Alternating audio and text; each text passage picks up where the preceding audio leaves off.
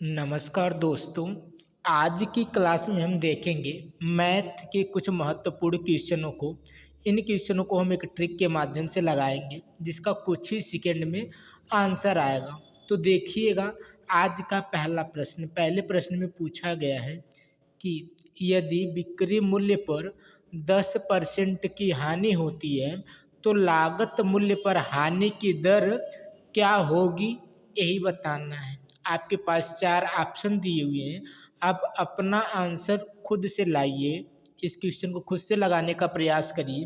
अगर लगेगा तो ठीक, नहीं तो देखिएगा इस क्वेश्चन को कैसे हल करेंगे। आप जो क्वेश्चन आपको आ रहा हो उस क्वेश्चन को आप वीडियो को रोक के उस क्वेश्चन को एक बार लगाने का प्रयास करिएगा और उनका कमेंट में आंसर भी दीजिएगा। तो देखिएगा और लास्ट में अपना स्कोर भी साझा करिएगा कि आपने पूरे क्वेश्चनों में से कितने क्वेश्चनों को किया है। तो देखिएगा, पहले प्रश्न में पूछा है, यदि बिक्री मूल्य पर 10% की हानि होती है, बिक्री मूल्य पर 10% की हानि होती है तो लागत मूल्य पर कितनी परसेंट की हानि होगी, यही बताना है। बिक्री मूल्य पर 10% की हानि होती है, वही हानि बतानी है, लेकिन किस पर बतानी है? लागत मूल्य पर बतानी है। मतलब हमको पहले क्या पता करना होगा? लागत मूल्य पता करना होगा। क्या पता करना होगा? लागत मूल्य पता करना होगा। तो देखिएगा, बिक्री मूल्य हमको पता नहीं है, बिक्री मूल्य हमको पता नहीं है, तो बिक्री मूल्य हम कितना मान लेते हैं? 100 मान लेते हैं। बिक्री मूल्य हम कितना मान लेते हैं? 100 मान लेते हैं। और उसने साफ साफ कहा है कि बिक्री मूल्य पर कितने की हानि हुई है? 10 की हानि हुई है। यानी वो कह रहा है कि जो 10 की हानि हुई है किस पर हुई है? किस पर हुई है? विक्रय मूल्य पर हुई है। और विक्रय मूल्य हमने माना कितना? 100। और इसे क्या कर देंगे? प्रतिशत में पता करेंगे, यानी गुणे 100 करेंगे तो 100 से 100 क्या हो जाएगा? कट जाएगा। यानी आएगा कितना? 10%। कितना आएगा? 10%। यानी हमने 100% की जो चीज़ बेची है उस पर कितने का घाटा हुआ है? 10% का घाटा हुआ। यानी यह वस्तु वास्तव में देखा जाए तो कितने की थी? वास्तव में देखा जाए तो यह वस्तु कितने की थी? 110 रुपये की थी। सीधा सीधा समझिए ना, अगर देखिएगा हमने 100 रुपये में बेचा है, वो साफ साफ कह रहा है कि हमें 10 रुपये का क्या हुआ है? घाटा हुआ है। तो कन्फर्म है ये वस्तु कितने की रही होगी? 110 की रही होगी। 110 की चीज़ हम 110 में बेच दिए होते तो न लाभ होता न हानि होती, लेकिन हमने बेचा कितने में है? 100 रुपये में बेचा है। यही 10 रुपये की क्या हो जा रही है? हानि हो जा रही है। वास्तव में देखा जाए तो जो क्रय मूल्य यानी जो लागत मूल्य वो कितना निकल के आया? 110 आया। अब ये जो हानि प्रतिशत है ना, इसी लागत मूल्य पर हानि की दर क्या होगी, वही बताना है। तो हानि की जो दर है वो कितनी परसेंट है? 10%। लेकिन अब दिखाना किस पे है? 110 पे। तो इसको हम क्या लिख सकते हैं? 10% की हानि दिखानी है, लेकिन किस पर दिखानी है? 10% की हानि दिखानी है, लेकिन किस पर दिखानी है इस बार? 110। यह 110 कहाँ से आया? जो हमने लागत मूल्य पता किया वही हमारा क्या यह है? 110 है। अब गुणे कितना कर दीजिएगा? 100 कर दीजिएगा। गुणे हम कितना कर देंगे? 100 कर देंगे। अब इस चीज़ को क्या करिएगा? हल करिएगा। इस चीज़ को हल करेंगे तो देखिएगा कितना आएगा। जैसे इस जीरो से इस जीरो को क्या करिए? काट दीजिए। तो बचा क्या? 100 भागे 11। यानी हमें 100 में भाग करने किससे? 11 से। तो 11 से आप 100 में भाग लगाइएगा, देखिएगा कितना आता है। जैसे 11 9 99। तो बचेगा क्या? 1। और इस चीज़ को हम लिखते हैं क्या है? 9 सही 1/11। यानी हम इधर से स्टार्ट करते हैं, यहाँ आते हैं, फिर इधर चले आते हैं। यानी पहले 9 लिखा जाता है, फिर सही 9 सही 1/11 और लास्ट में क्या लिख दिया जाता है? ये 11 लिख दिया जाता है। यानी कितना हो जाएगा? 9 सही 1/11, जो कि बी वाले ऑप्शन में दिया हुआ है। आगे देखिए, अगले प्रश्न में क्या पूछा है? इसमें पूछा गया है कि यदि ये रूट वाला क्वेश्चन है, इसको खुद हल करिएगा, देखिएगा कैसे लगेगा। तो इस क्वेश्चन को आप खुद करिएगा, अगर लगेगा तो ठीक, नहीं तो देखिएगा कैसे हल करेंगे। तो ऐसा क्वेश्चन यानी रूट वाला जब भी क्वेश्चन होगा तो देखिएगा कैसे लगाएंगे। आपने अपना आंसर लगा दिया होगा। जहाँ तक आपने अपना आंसर क्या बताया होगा? 3 बताया होगा। कितना बताया होगा? 3 बताया होगा। और ये 3 क्या है? गलत है। सिर्फ 3 नहीं होगा, 3 के साथ 2b होगा, है ना। ऑप्शन देखिए, अगर ऑप्शन में ए ऑप्शन नहीं होता तो हम इसी को बता देते हैं, लेकिन ऑप्शन में क्या दिया, 3-2b दिया। और 3-2 कैसे होता है देखिए ध्यान से। जैसे जब भी रूट में ऐसी चीज़ें चलती हैं, जब क्या होता है रूट में एक ही चीज़ है और बार बार आ रही है ना, रूट के अंदर बार बार क्या आ रहा है, 6 आ रहा है, और चीज़ें प्लस में, और ये कहाँ तक गई है, अनंत तक गई है। कितना गई है, अनंत तक गई है। तो जब भी रूट के अंदर एक ही, यानी एक ही संख्या बार बार आती है, प्लस में आती है और अनंत बार आती है, तो इसका एक सीधा सा तरीका है, उस तरीके से करिएगा। सीधा तरीका क्या है, जैसे जो अंदर 6 है ना, इसका ऐसा फैक्टर करिएगा, यानी ऐसा गुणनखंड करिएगा जिनके बीच का अंतर 1 हो। यानी इसका गुणनखंड करेंगे तो क्या आएगा, 2 × 3, 2 × 3 कितना होता है, 6 होता है, और इनके बीच का अंतर कितना है, 1, यानी बीच में अंतर 1 ही होना है, यानी दो क्रमागत संख्याओं का गुणनफल हमें खोजना होता है। तो 2 × 3 = 6 होता है। तो अब जो बड़ी संख्या होती है ना, जो बड़ी संख्या होती है इसी को हम क्या मान लेते हैं, आंसर मान लेते हैं। जब प्लस होता है तो बड़ी संख्या मानते हैं, जब माइनस होता है तो हम क्या करते हैं, छोटी संख्या मानते हैं। तो इसका आंसर 3 तो होता ही होता है, ये प्लस में होता है, 3 प्लस में बताया जाता है। अगर कहे माइनस के साथ, यानी माइनस में भी संख्या बताइए, तो 2 तो क्या बताएंगे, -2 बताएंगे, तो वो भी इसी का आंसर, वो भी किसका आंसर है, इसी का आंसर है। यदि 3 ऑप्शन में न होता तो -2 भी होता, तो इसका आंसर क्या होता है, -2 भी होता है, और क्या होता है, 3 भी होता है। ये चीज़ सबको पता होगी। 3 हम बार बार लिख देते हैं, बड़ी संख्या क्या होती है, वही आंसर होती है। लेकिन माइनस के रूप में भी बताना है तो जो छोटी वाली संख्या उसी के साथ माइनस लगा के बता दीजिए, वो भी हमारा क्या होता है, इसी का आंसर होता है। यानी जो डी वाला ऑप्शन है 3, -2 एकदम सही हो जाएगा। आगे देखिएगा अगला प्रश्न। अगले प्रश्न में पूछा गया है कि यदि 10 पुस्तकों का विक्रय मूल्य, यदि 10 पुस्तकों का विक्रय मूल्य 12 पुस्तकों के क्रय मूल्य के बराबर है तो लाभ प्रतिशत कितना है, यही बताना है। यानी कोई क्रय मूल्य है, फिर उसको बेचा गया, तो बस वही हमें लाभ हानि की क्या करनी है, गणना करनी है। अगर हमें ये पता चल जाए कि उसका क्रय मूल्य कितना है और उसे बेचा कितने में गया है, उसका उसे बेचा कितने में गया है, अगर ये दो चीज़ें हमें पता चल जाएंगी तो हम बस देख लेंगे कि क्रय की चीज़ कितने ज़्यादा में बेचा गया है, हम क्या कर देंगे, लाभ हानि की गणना कर देंगे। यानी सबसे ज़्यादा जरूरी क्या है इसमें, क्रय मूल्य और विक्रय मूल्य को पता करना। तो दो ही चीज़ है, यानी एक 10 संख्या लिखा और एक कितना लिखा है, 12। तो कन्फर्म इसमें एक क्रय मूल्य और एक क्या है, विक्रय मूल्य। तो ध्यान दीजिएगा, तो ये जहाँ विक्रय मूल्य लिखा है ना, इसको पूरा अंडरलाइन करिएगा। विक्रय मूल्य के साथ जो भी संख्या लिखी है उसी को क्या कर लीजिएगा, अंडरलाइन कर लीजिएगा। अब ये क्या दिख रहा है कि विक्रय मूल्य कितना दिख रहा है, 12। तो विक्रय मूल्य कितना रख दीजिएगा, 12, और जो छूट गया ये हमारा क्या रहा होगा, क्रय मूल्य रहा होगा। तो अब देखिए, जो क्रय मूल्य यानी 10 की चीज़ कितने में बेची गई है, 12 में बेची गई है। तो कै रुपया ज़्यादा में बेची गई है, 2 रुपये ज़्यादा में बेची गई, लेकिन पैसे में थोड़ी बताना है। इसी 2 रुपये को क्या बताना है, प्रतिशत में बताना। तो ये 2 रुपये का जो लाभ हुआ किस पे हुआ है, क्रय मूल्य पे हुआ। और लाभ आने की गणना भी हमेशा किस पे करते हैं, क्रय मूल्य पे करते हैं। यानी बटे में हमेशा किसको लिखा जाता है, क्रय मूल्य को लिखा जाता है। तो क्रय मूल्य है कितना, 10 है, प्रतिशत निकालना है तो गुणे कितना करेंगे, 100 करेंगे। इसको काटिएगा, जैसे 2 एक जीरो से एक जीरो काट लीजिएगा, बचा क्या, 10 × 2, और 10 दूना क्या होता है, 20। यानी 20% का लाभ होगा। कितना लाभ होगा, 20% का लाभ होगा, जो कि ए वाले ऑप्शन में दिया हुआ है। आगे देखिए अगला प्रश्न। अगले प्रश्न में क्या पूछा है, इसमें पूछा है कि ए और बी के काम करने का जो दर है 2:3 है। ए और बी के काम करने की जो दर है 2:3 में है। उनके द्वारा काम को पूरा करने के लिए लिए गए दिनों का अनुपात क्या होगा, यही बताना है।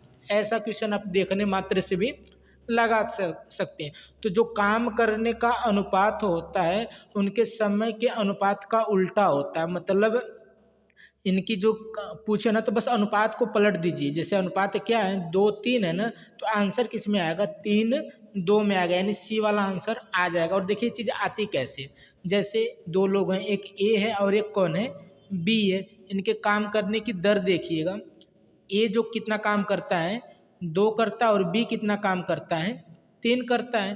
तो इन दोनों से कटने वाली एक संख्या ले लीजिएगा। तो दोनों से कटने वाली संख्या क्या ले लेंगे, 6 ले लेंगे। तो 2 से फिर इसमें 6 में भाग करेंगे, कितना आएगा, 3 आएगा, 3 से 6 में भाग करेंगे कितना आएगा 2, यानी जो रेशियो 2:3 का था वो रेशियो कितना का बन गया 3:2 का आ गया।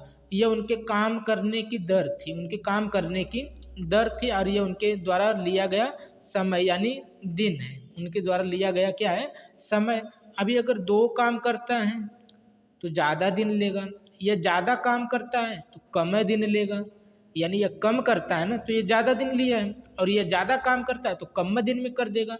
मतलब इनके काम का रेशियो इनके समय के रेशियो का जस्ट उल्टा होता है। अगर ये ज़्यादा काम करेगा तो कम समय लेगा, अगर कम काम करेगा तो ज़्यादा समय लेगा। तो 2:3 का अनुपात है तो 3:2 का अनुपात हो जाएगा। ऐसे चाल और समय वाले में भी, दूरी वाले में भी यही लॉजिक अपनाते हैं। जब भी उनके चालों का अनुपात देता है तो उनके उनके द्वारा लिए गए समयों का अनुपात पूछता है तो जस्ट हम क्या कर देते हैं उल्टा कर देते हैं। तो 2:3 का था तो हम कितना कर देंगे 3 और 2 का कर देंगे। आगे देखिए अगला प्रश्न, अगले प्रश्न में क्या पूछा, इसमें पूछा है कि एक पंखे को 1200 रुपये में बेचकर, एक पंखे को 1200 रुपये में बेचकर संजय को 200 रुपये की हानि होती है। यदि एक पंखे को वो 1200 रुपये में बेचता है तो उसको कितने रुपए की हानि होती है 200 रुपये की हानि होती है। वो कितने में बेचे कि उसे 10% का लाभ हो। पहले तो आप पंखे का मूल्य पता करिए, फिर उस पर 10% का लाभ हम ले लेंगे। तो देखिए अगर वो 1200 रुपये में बेचता है, वो कितने में बेचता है 1200 रुपये में बेचता है तो उसे कितने की हानि होती है 200 रुपये की हानि होती है। तो खुद सोचिए अगर वह 1200 रुपये में बेचता है 200 रुपये की हानि होती है तो कन्फर्म में जो वस्तु है वो कितनी की रही होगी 1400 की रही होगी। अगर 1400 की चीज़ वो 1400 में बेचता तो ना उसे लाभ होता ना हानि होती। कन्फर्म उसे 200 रुपये का घाटा हुआ तो मतलब उसने 200 रुपये सस्ते में बेचा है। 200 रुपये सस्ते में बेचा तो उसने कितने में बेचा था 1200 में बेचा था। जब 1200 में बेचा तो ये 200 रुपये का उसको घाटा हो गया, यानी वस्तु थी कितने की 1400 रुपये की थी। यानी हमें पता चल गया जो लागत मूल्य था वो कितना था 1400 रुपये था। अब इसी 1400 रुपया को कह रहा है कि वह कितने में बेचे कि इस पे 10% का क्या हो जाए लाभ हो जाए। 10% का लाभ मतलब परसेंट जब हम लिखते हैं तो क्या करते हैं 100 में जोड़ के लिखते हैं, 100 में क्या करते हैं जोड़ के लिखते हैं, और जब हानि होती है तो हम 100 में क्या करते हैं घटा के लिख सकते हैं। यानी इसका हम कितना निकाल दें 110%, क्योंकि हमें 10% का क्या लेना है लाभ लेना है, और बटे क्या कर देंगे 100 कर देंगे। 2 जीरो से 2 जीरो क्या करेंगे काट देंगे तो हमारे पास बचा क्या 14 गुणे 110। तो एक जीरो पहले से है तो जीरो बढ़ा लीजिएगा, 14 एकम 14 को 4 लिखिए हासिल 1 की, 14 एकम 14 और 1 15 कितना आएगा 1540 रुपये। यानी अगर उसे 10% का लाभ लेना है तो कितने में बेचना होगा 1540 रुपये में बेचना होगा। इसे थोड़ा सा और फास्ट कर सकते थे। फास्ट करने का तरीका देखिए, अब उसका जो विक्रय यानी क्रय मूल्य पता चल गया था वो कितना पता चल गया था 1400 पता चला था, और इसी पे कितना का लाभ लेना है 10% का लाभ लेना। तो 14% का 10% कितना होता है 14% का 10% देखिएगा, 2 जीरो से 2 जीरो काटेंगे तो 14 दाम 120 कितना होता है 140। यानी 10% का लाभ लेने के लिए कितना ज़्यादा में बेचना होगा 140 में। तो 1400 में 1400 की चीज़ को 140 बढ़ाकर बेचेंगे तो कितना होगा 1540। तब भी इसका आंसर कितना आया 1540। आगे देखिए अगला क्वेश्चन, अगले क्वेश्चन में क्या पूछा, इसमें पूछा गया है कि किसी संख्या को 52 से भाग देने पर, किसी संख्या को 52 से भाग देने पर 44 शेष बचता है। यदि उस संख्या को 13 से भाग दिया जाए तो कितना शेष बचेगा यही बताना है।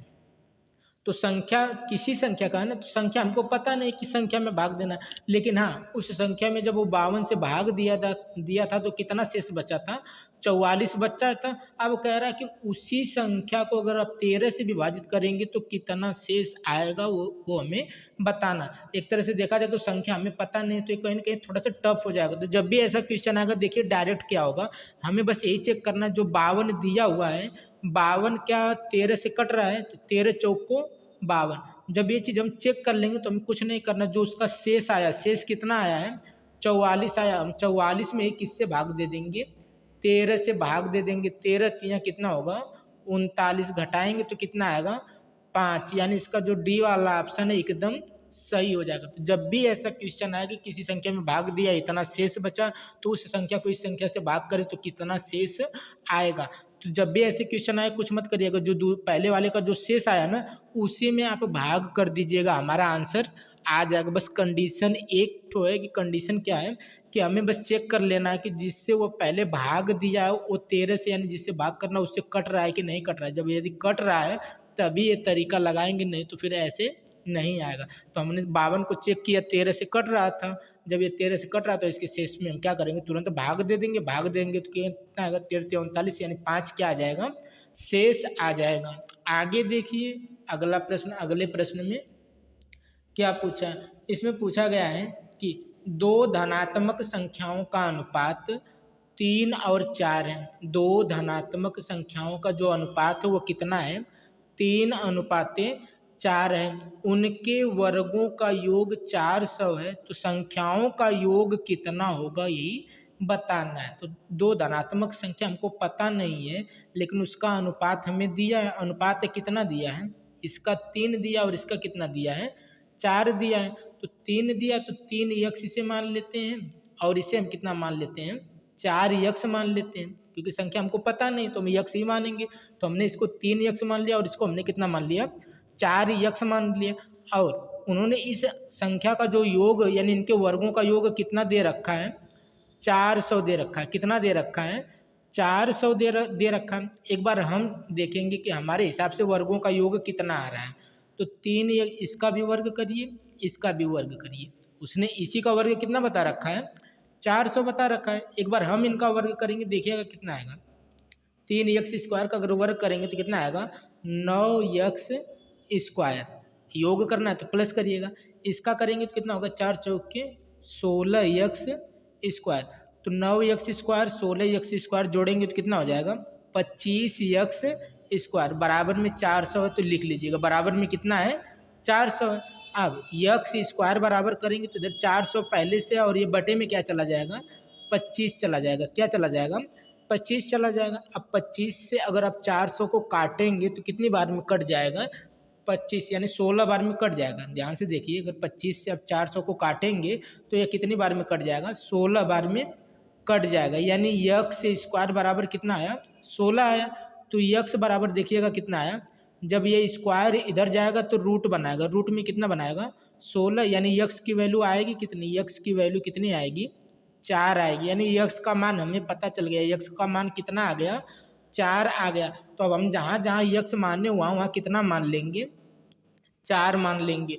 तो हमने अनुपात कितना था, 3 था और कितना था, 4 था। हमने इसको 3 यक्ष माना था और इसको कितना माना था, 4 यक्ष माना था। जब यक्ष का यहाँ मान रखेंगे तो पहले में रखेंगे तो कितना हो जाएगा, 4 3 12, प्लस करना तो प्लस करिए, यहाँ पर रखेंगे तो कितना होगा, 16। यदि आप 12 और 16 को ऐड करेंगे, 12 और 16 को ऐड करेंगे तो कितना आ जाएगा, 28 आ जाएगा। कितना आ जाएगा, 28 आ जाएगा। हमने 4 का मान रखा तो ये कितना होगा, 4 चौके 16, यहाँ पे रखा तो 4 3 12। तो 16 और 12 को जोड़ेंगे तो कितना आ गया, 28 आ गया। तो आज के ये कुछ महत्वपूर्ण क्वेश्चन थे। आशा करेंगे कि ये क्वेश्चन आपको समझ में आ गए होंगे। अगर ये प्रश्न आपको अच्छे लगे हों, क्वेश्चन समझ में आए हों, तो वीडियो को लाइक शेयर एंड चैनल को सब्सक्राइब कर लीजिएगा। मिलते हैं अगले वीडियो में।